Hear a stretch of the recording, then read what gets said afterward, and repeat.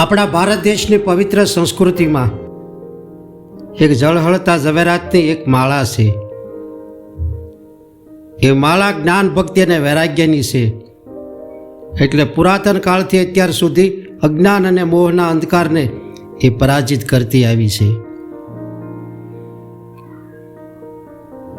તો એવી માળાના એક રત્નમણિકાની વાત લઈએ તો એ છે ભાવનગર જિલ્લાના અને ઉમરાળા તાલુકાનું એક પંખીના માળા જેવું ગામ. એ ગામનું નામ છે ધોળા. ત્યાં આવા પવિત્ર કાકડિયા કુળમાં કે ધર્મપારાયણ હરિભાઈ અને લાડુબાઈના કુખે જન્મેલા સૂર્યના તેજપુંજ સમાન પુત્ર રત્નનો જન્મ થયો. તેમનું નામ હતું ભક્તરાજ શ્રી ધના ભગત. પણ કહેવાય છે કે ધના ભગત પૂર્વના એવા અંકુરિત આત્મા હતા. એટલે પૂર્વજન્મના કે યોગ્ય કરી અને પીપરાળીવાળા દાદુ ભગતનો એ ધના ભગતને ભેટો થયો. પણ કે જ્યાં ધના ભગતે એ દાદુ ભગતના કે દર્શન કર્યા ને દર્શન થતાં જ એમને ગુરુ પ્રીત્યનો ભાવ જાગ્યો. એટલે તેમને દાદુ ભગતને ગુરુ બનાવ્યા. અને પછી દાદુ ભગતે કે ધના બાપાને ગુરુ મંત્ર આપ્યો. અને પછી ધના બાપા કે મંત્ર જપતા જપતા એના રોમે રોમમાં સેવા, ભક્તિ અને રામ નામની એવી રચના લાગી ગઈ. પછી તો કે ધના બાપા હાલતા ચાલતા ઉડતા બેઠતા બસ એક રામ નામની જ રચના રટતા અને દર બીજના દિવસે ગુરુ આશ્રમ પીપરાળી સત્સંગ ભજનમાં જાતા અને ગુરુ આજ્ઞામાં રહી અને સેવા ભક્તિ કરતા.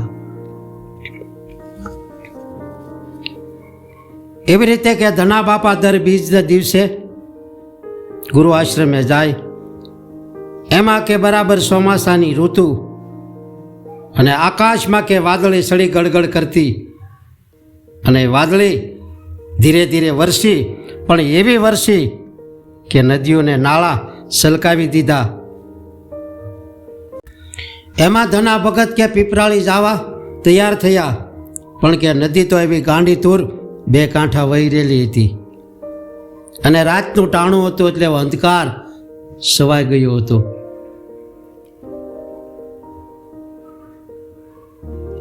એમાં ગામ લોકોએ કે ધના બાપાને પીપરાળી જતા જોયા. એટલે અમુક લોકોએ કીધું કે ધના ભગત, આજ તમે આ ગાંડીતુર નદીમાં કઈ રીતે પીપરાળી જશો? એટલે આજ ભગત રહેવા દો અને કાલે જજો. ત્યારે ધના બાપાએ કીધું કે ભાઈ, આજે બીજનો સત્સંગ હોય અને ભજન હોય એટલે આજ જ જાઓ તો જ બરાબર કહેવાય ને આજ જાઓ તો જ મને સત્સંગ ભજનનો લાભ મળે. એટલે મારે આજ જ જવું જોઈએ. એમ કહીને કે ધના બાપાએ ગુરુ વસનમાં વિશ્વાસ રાખી અને જે બે માથોડા ગાંડીતુર નદી વહી રહી હતી એમાં હરિનામની રટણા રટતા રટતા ધીરે ધીરે કે ધના બાપા તો એ નદીમાં ઉતર્યા. અને ધના બાપા જેમ જેમ નદીમાં વેણમાં ધીરે ધીરે ચાલતા જાય છે અને ધીરે ધીરે પાણી વધતું જાય છે. પણ કહેવાય છે કે જ્યાં ધના બાપાના ગોઠણે પાણી પગ્યું એટલે પાણીનો વેગ ત્યાં શમી ગયો અને ધીરે ધીરે કે ધના બાપા નદીને પહેલે પાર પહોંચી ગયા.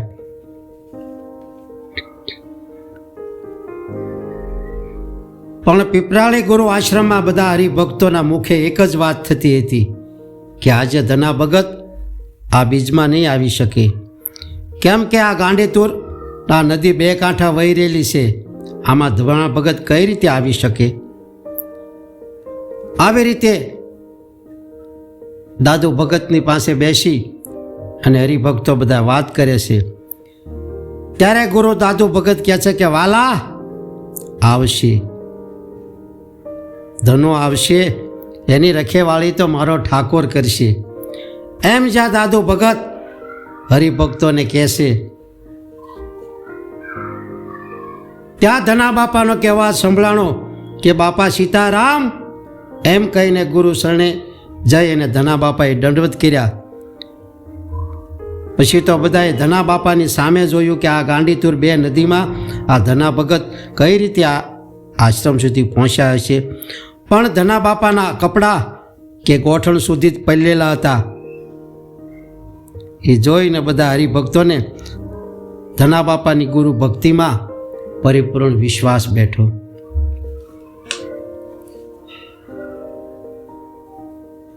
પછી કહેવાય છે કે બીજી ઘટના એવી ઘટી કે ધના બાપાની વાડીએ કે બાજરો કરેલો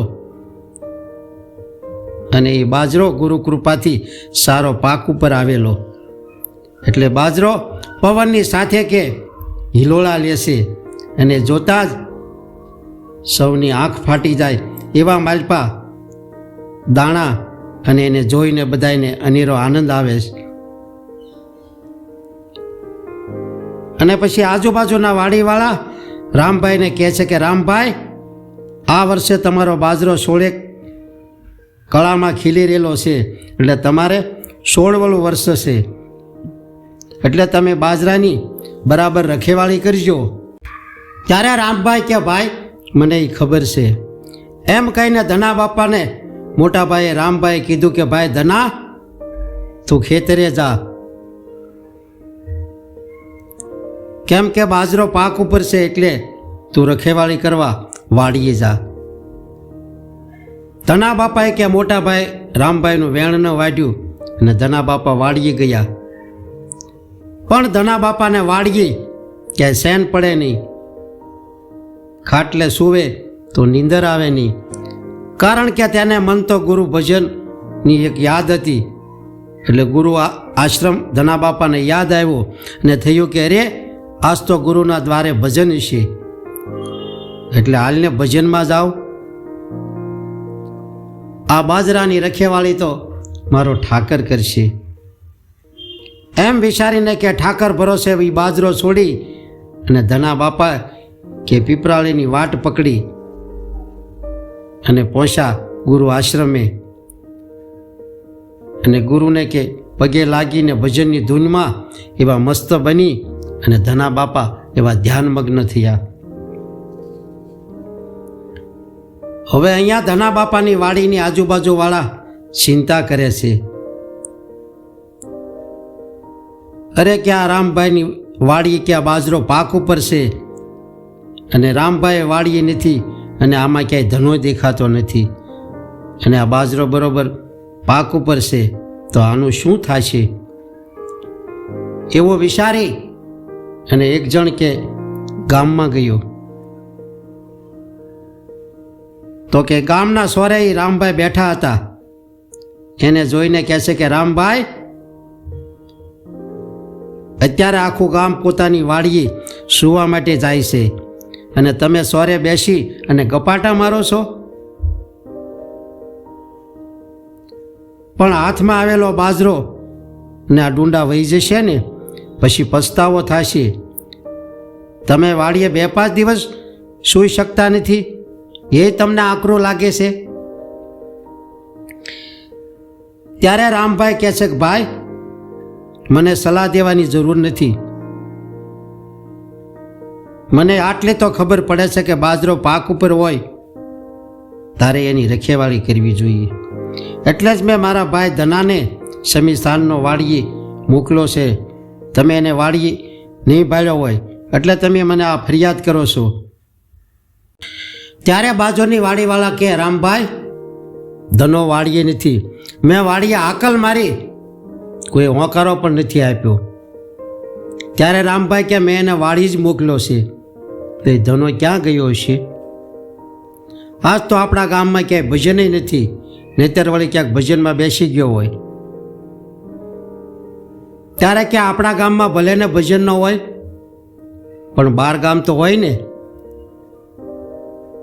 કેમ કે આજે 2 ગાંવ દૂર તેમનો જે ગુરુ આશ્રમ પીપરાળીમાં આવેલો છે ત્યાં ભજન છે, એટલે ત્યાં પીપરાળી ગયો છે અને તમને ક્યાં ખબર છે? ને એમાંય પાછા એ દાદો ભગતને જ્યાં ભજન થાય છે એ ભજન તો સવારે પૂરા થાય હવે સવાર સુધી ધનો ભજનમાં રહે અને પછી સવારે આવે તો તમારી વાડી ભેળાઈ ન જાય? આ તો રામભાઈ તમારી વાડીના અમે પાડોશી છીએ એટલે અમે કહીએ છીએ, ને અત્યારે અમારે શું તમારો બાજરો ભેળાઈ જાય તો?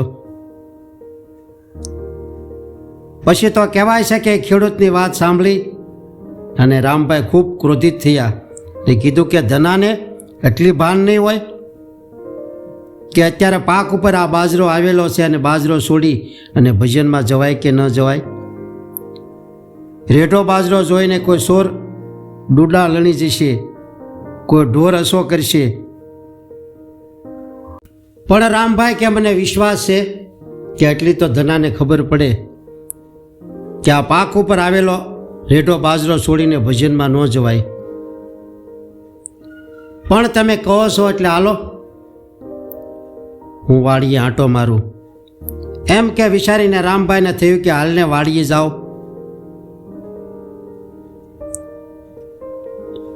અને જોઉં તો ખરો કે ધનો શું કરે છે.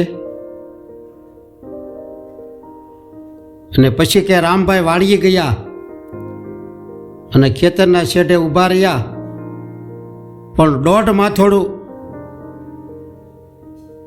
એ મોલાજ અને માથે હાથ નાખે ડુંડા હિલોળા રહી રહ્યા હતા. અને મુલાદ જોઈ અને ઘડીક વાર તો રામભાઈને ક્રોધ ઉતરી ગયો અને યાદ આવ્યું કે આવી મોલાદ મૂકીને ધનો ક્યાંય ન ગયો હોય. એમ વિચારીને રામભાઈ કે ચારે બાજુએ નજર ફેરવી ને જોયું, પણ ધના ભગત ક્યાંય દેખાણા નહીં. પછી તો કે રામભાઈએ સાથ પાડ્યો કે ધના, એ ભાઈ ધના,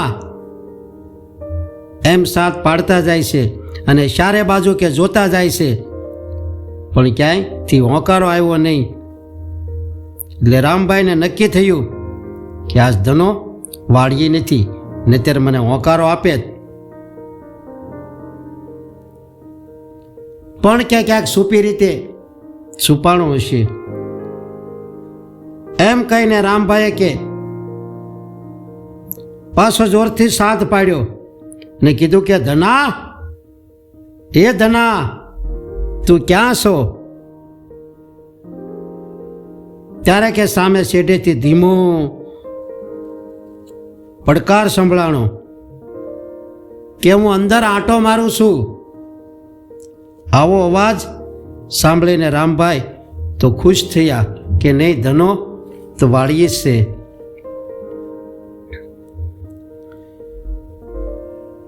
પણ બાજુના વાડીવાળાએ મને આ ખોટો ધક્કો ખવડાવ્યો. આવો વિચારીને કાસા કે ધના બાપાને કહેશે કે ભાઈ હું વાડીએ આવ્યો છું, આવ ભાઈ આવ, હારે બે ઘડી બેસીને વાતો કરીએ. તું એકલો થાક્યો હશે એમ મને થયું, એટલે હું તને સથવારો કરવા માટે હું વાડીએ આવ્યો છું. ભાઈ આવીને, તું ક્યાં છો? એમ કહીને રામભાઈ સાથ પાડે છે કે આવીને ભાઈ ધના, પછી મારે ઘરે જવું છે. ત્યારે કે અવાજ આવ્યો કે આવું છું ભાઈ, હું સામે શેઠે ઊભો છું. રામભાઈ સામે શેઠે જાય તો ધના બાપા દેખાય નહીં. પાછા સાથ પાડે, હું શેઠે તો આવ્યો છું, પણ તું ક્યાં છો? ત્યારે પાછો કે અવાજ આવ્યો કે મોટા ભાઈ, હું જાનવરનું ધ્યાન રાખું છું. પાછો રામભાઈ સાથ પાડ્યો, પણ તું સો ક્યાં? ત્યારે પાછો કે અવાજ આવ્યો કે હું ખેતરની અંદર છું, ડુંડા જે વળી ગયેલા છે ને એને જરા સરખા કરું છું. તમે ભાઈ ઉપાધિ ન કરો, તમે ઘરે જાઓ અને આરામ કરો, હું વાડીએ જ છું. આવો કે અમૃત સમાન મીઠો અવાજ સંભળાણો ને પછી ધના બાપા ક્યાંય દેખાણા નહીં. પણ કે રામભાઈને ભરોસો બેઠો કે ધનો ભલે દેખાતો નથી, પણ બાજરાની રખેવાળી જરૂર કરે છે, એટલે હું ઘરે જઈ અને સૂઈ જાઉં. એમ વિચારીને કે રામભાઈ નિરાતે સૂઈ ગયા. પણ ધના બાપા તો પીપરાળી ગુરુ સાનિધ્યમાં અને સાધુની મંડળીમાં બેઠા બેઠા એવા મધુર કંઠમાંથી અમૃતમય વાણીની હેલી ચડાવી રહેલા અને ભક્તિરસ એવા રેલાવી રહેલા હતા.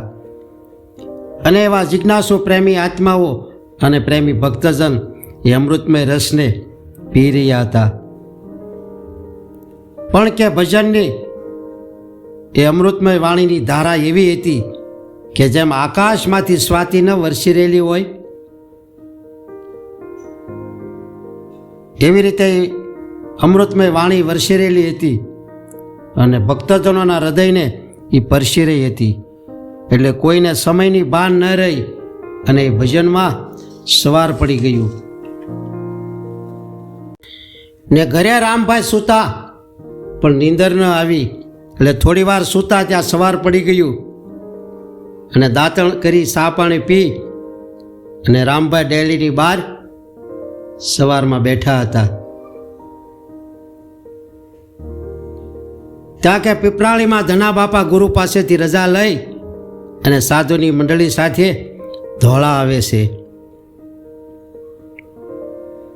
ત્યાં કે રામભાઈએ સાધુની મંડળી સાથે ધના બાપા અને આવતા જોયા. અને જ્યાં કે ધના બાપા પાસે આવ્યા એટલે રામભાઈ ખીજાણા ને કીધું કે લા ધના, તું ક્યાં હતો? આખી રાત તને પડકારા કર્યા પણ તું મને ક્યાંય દેખાણો જ નહીં. મને ત્યાં આખી રાત ઉજાગરો કરાવ્યો. ત્યારે ધના બાપા ચૂપચાપ સાંભળે છે.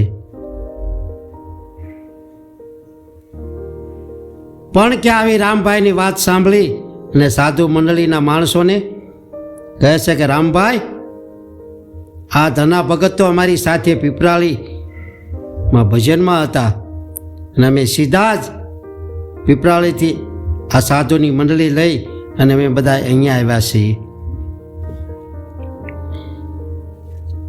ત્યારે રામભાઈ કહે છે કે મને તો આ સામો પડકાર વાળીએ કોને આપ્યો હશે?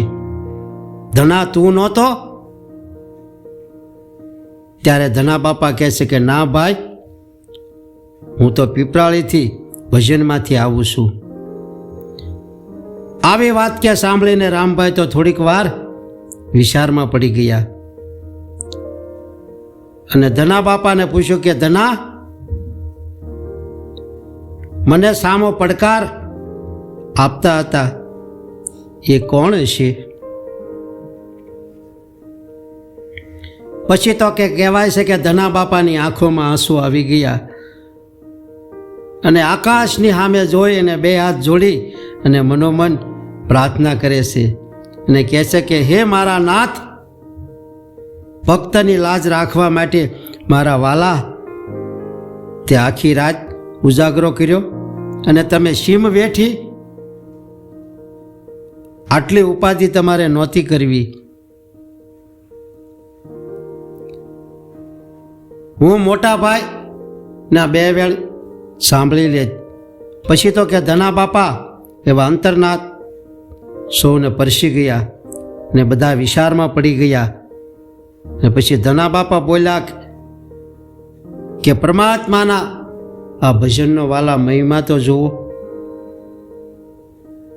કે મારા માટે મારા ઠાકોરે મારી વાડીના રખોપા કર્યા અને આખી રાત મારા બાજરાની રખેવાળી કરી. એમ બોલતા બોલતા કે ધના બાપાને સમાધિ લાગી ગઈ ને પછી ધના બાપાને ઓસરીમાં બેસાડ્યા અને સૌને એ નિર્મળ આત્માની આસપાસ એવા અદ્ભુત શાંતિનો અનુભવ થયો. પછી તો એ સાધુની મંડળીને ગામ લોકો બેઠા છે અને મોટાભાઈ રામભાઈને પાસે બોલાવીને કીધું કે હવે તમે આ ધના ભગતને જરાય દુભવશો નહીં, કારણ કે તેને તમે દુભવશો તો તમે પરમાત્માને દુભવશો. કેમ કે ધના બાપાનો આત્મા અને પરમાત્મા એકરૂપ થઈ ગયા છે. એનો પ્રગટ પુરાવો તમારા વાડીએ જે રાતે હોંકારા આપી રહ્યા હતા એ જ એનો પુરાવો છે. એટલે આવા ધના ભગતને કે ભક્તિનો પાકો રંગ લાગી ગયો છે. એટલે રામભાઈ, આ ધના ભગતનો આત્મો જેમ કહે તેમ તમે કરજો અને તેમ કરવા દેજો. આવે કે સાધુ મંડળીની વાત સાંભળી અને રામભાઈ તો ધના ભગતને ભેટી ગયા ને ધના બાપા પાસે કે માફી માગે છે. ત્યારે ધના બાપા રામભાઈને બે હાથ જોડીને કહે છે કે ના ના ભાઈ, તમે તો મારા મોટા ભાઈ છો, મારે તમારી પાસે માફી માગવાની હોય, એટલે મારી કાંઈ ભૂલ ચૂક થઈ હોય તો મને તમે માફ કરજો. એમ કહી અને કે ધના બાપા અને રામભાઈ બંને ભાઈઓ જેમ રામ અને ભરતજી જેમ ભેટ્યા હતા એમ બંને ભાઈઓ ભેટી ગયા અને પરમાત્મામાં એકાકાર થઈ ગયા. તો આ વિડીયો ધના બાપાની કૃપારૂપી હતો. જો આ વિડીયો પસંદ પડે અને સારો લાગે તો લાઈક કરો, આ ચેનલને સબસ્ક્રાઈબ કરો અને શેર કરો. એટલે હસતા રહો, ખુશ રહો અને આનંદિત રહો.